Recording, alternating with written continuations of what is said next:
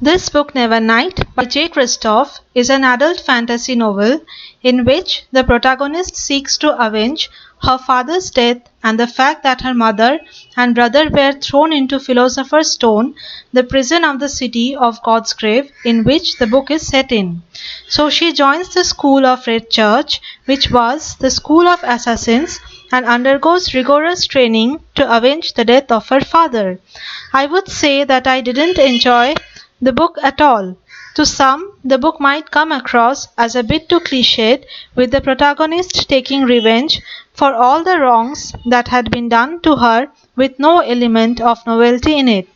I would say that the book is best enjoyed when read the second time, when you are well acquainted with the fantastical elements of the book. The writing style would have appealed to me more if I had read the book in my early teenage years rather than in my adulthood. The story is set in a world where there are three suns, the San, the Sai, and the She, all of which shine almost eternally in the Etrian sky, except for once every 2.5 years when there is a spell of true dark, and hence the name Nevernight. The Sun and the She wander for about nearly 100 weeks at a time, while the Sai, a blue star, shines for about 14 weeks at a time. The author has attempted world building of the Republic of Itria and the city of Godsgrave in the footnotes, but I would have liked the book better if the world building had been done in the main chunk of the story instead of in the footnotes, and if there was more of world building.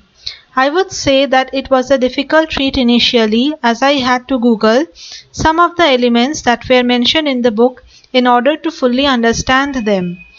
It might take you some time to grasp the mystical and the fantastical elements of the book. I would reiterate the fact that I would have liked the book better if the author had laid more emphasis on the world building instead of just putting out the gist in the footnotes. Another point worth mentioning is that the protagonist had a cat made up of shadows that would follow her wherever she would go. It would sometimes coil beside her feet or perch on her shoulders and would give her worldly advice, comforting and consoling her at her times of dismay. The formless cat made up of shadows is my most favorite mystical element in the book. I wish I had a similar formless shadow cat perching on my shoulders and giving me solicited advice when needed. This is my impression of what a shadow cat would look like, just a translucent silhouette of a cat. Now let us take a moment to appreciate the efforts put in by the illustrators in designing of the book. The cover of the book is so aesthetically pleasing, as you can see. There are two maps at the beginning of the book which are so elaborately designed and visually pleasing to look at. This is the map of the Republic of Itria. They commenced their journey from Last Hope in the Ashkahi province in a ship named Trelin's View and went through the Sea of Sorrows to the Sea of Swords, where she threw off a rogue element of the ship at Crow's Nest and thus committed her third murder.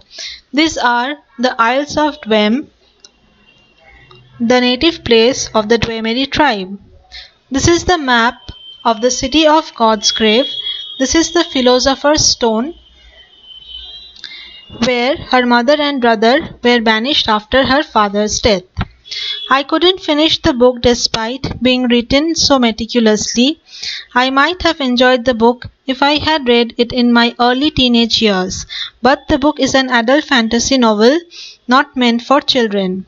The book has two sequels, Godsgrave and Dark Dawn.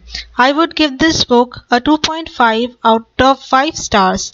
Thanks for stopping by my channel. See you in the next video.